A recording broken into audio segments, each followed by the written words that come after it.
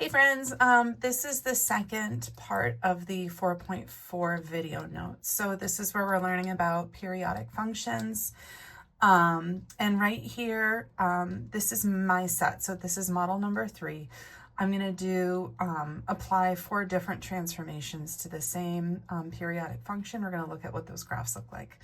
I started doing these and I realized like the numbering made it a little difficult because the numbers were relatively large and the stretches weren't fitting on the graph. So I decided to renumber my axes for these just to make it a little bit more reasonable. So what I did is I actually, you may or may not have gotten the version that has these numbers on it. So here's my x-axis. I'm just renumbering these and I'm pretending this is my x-axis here.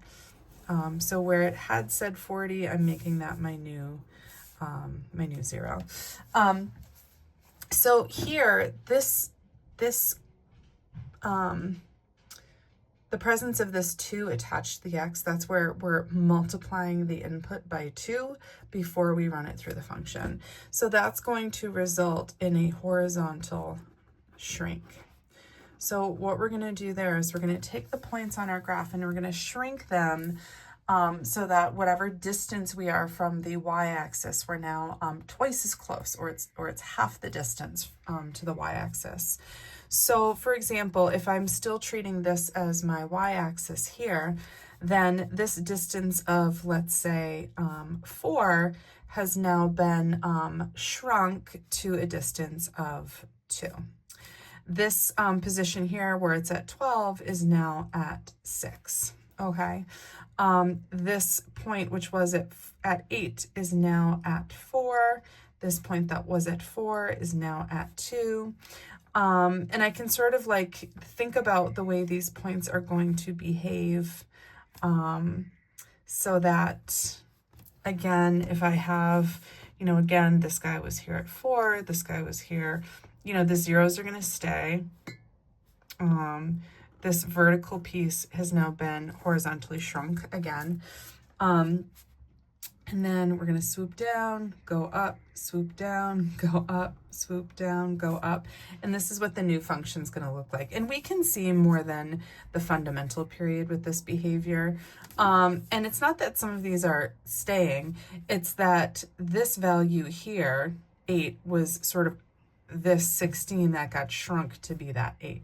So before we could see 1, 2, 3, 4 full periods in 16, now we should see 4 full periods within 8. So 1, 2, 3, 4. So that's what the shrink looks like. And you could continue that on, but really our goal right now is just to get a sense of what it would look like if we were to shrink that period by that space, or by that factor, sorry. This one is a vertical stretch, because we're multiplying the function by 2. So this is going to affect the output values. They're going to be twice as far away from the x-axis. So this output of -10 is at -20. This output of 10 is now at 20.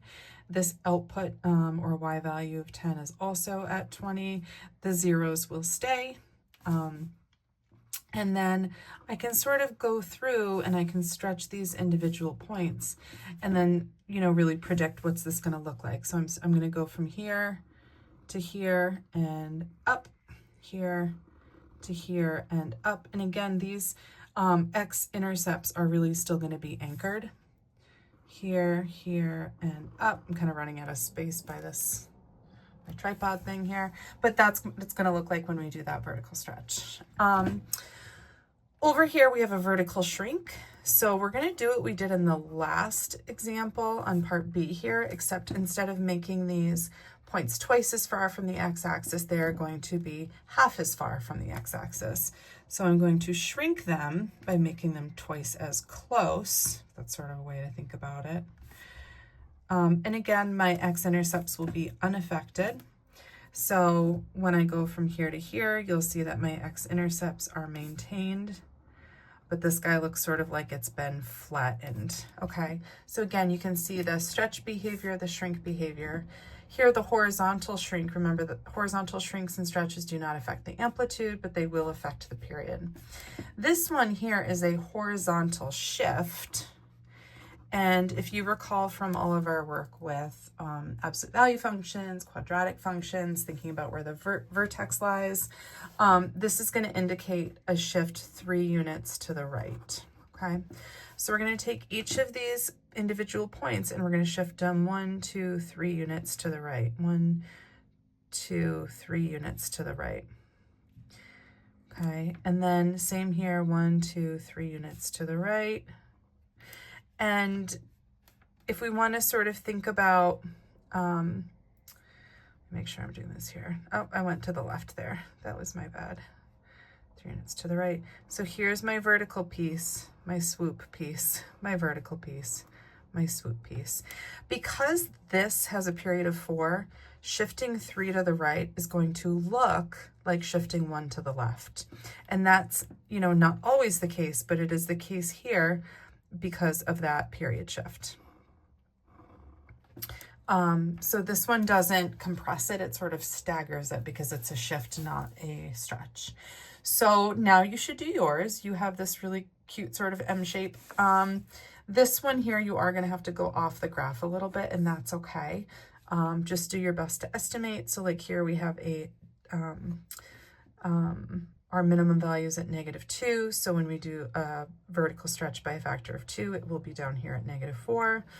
And this guy has a maximum value of 1. So now it's going to have a maximum value of 2. And so if we sort of think about where these relative points get stretched, we are going to go off the graph, but you're still going to be able to make a pretty decent shape. And you don't have to do the full graph. Just do like at least one period to see the shift. I said to see the shift, but I actually meant to see the stretch or shrink. So this one's kind of neat because we're used to seeing, you know, if we look at this equation here, we're used to seeing, let's say, an absolute value equation that looks like this. And we have sort of learned that this represents a shift 3 right and up 2. And we've probably thought before, like, why is the shift right a negative and the shift up a positive? And the reason for that is because if you really think about how we're affecting each of these variables separately, this, if we were to sort of bring that 2 back over with the y, would be y minus 2 equals the absolute value of x minus 3. So again, if I were to just subtract 2 from each side here, the function hasn't changed. It's the same function, but now we sort of see it in a format where we're affecting the y, we're affecting the x, we're performing some sort of shift on both of those. So in this form, we go, oh yeah, the vertex is at 3, 2, right? Well, the same is the case here. It's not a different function, but now we're seeing that transformation applied to the y coordinate versus sort of tacked on to the end of the function itself. So if we look at this, this is actually going to tell us that we are shifting this graph 3 to the right, and this is actually going to be 2 up. Because if we look here, that y minus k shifts it vertically k units. That's 2 units up. Because again, if I were to write this in a more traditional vertex form, we wouldn't question that that plus 2 just says shift the whole thing up 2. So we just want to start to get used to seeing it in a different format, presented differently. That's 3 right, that's 3 up. So we're going to go right 3 up 2, and we're going to graph this absolute value function from here. And as usual, always smart to test a point. I'm going to test 0, 5. If I plug in a 0 for x, I get -3. The absolute value of -3 is 3. If I plug in a 5 for y, 5 minus 2 is 3, and 3 does equal 3. So this point checks, okay?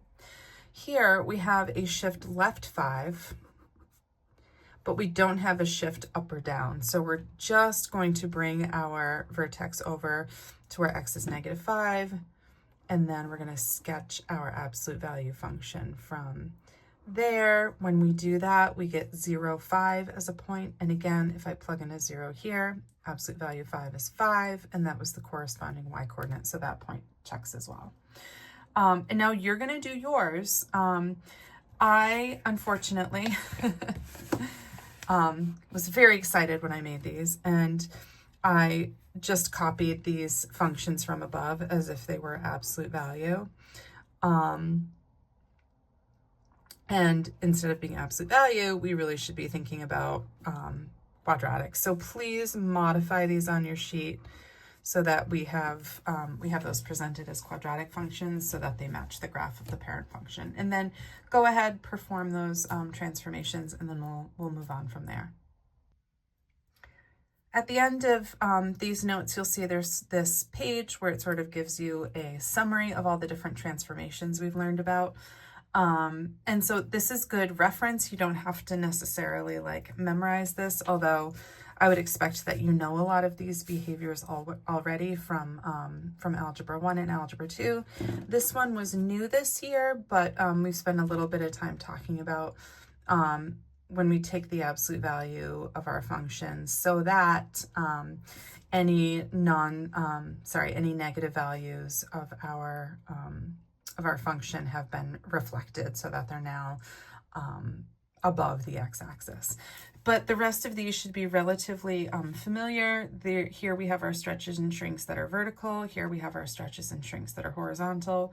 And then again, this is just another presentation to sort of consider this. Okay, again, if we're going to add k to each side, we recognize that this is h units to the right and k units up. We just want to now get accustomed to seeing it where it's a modification of the y.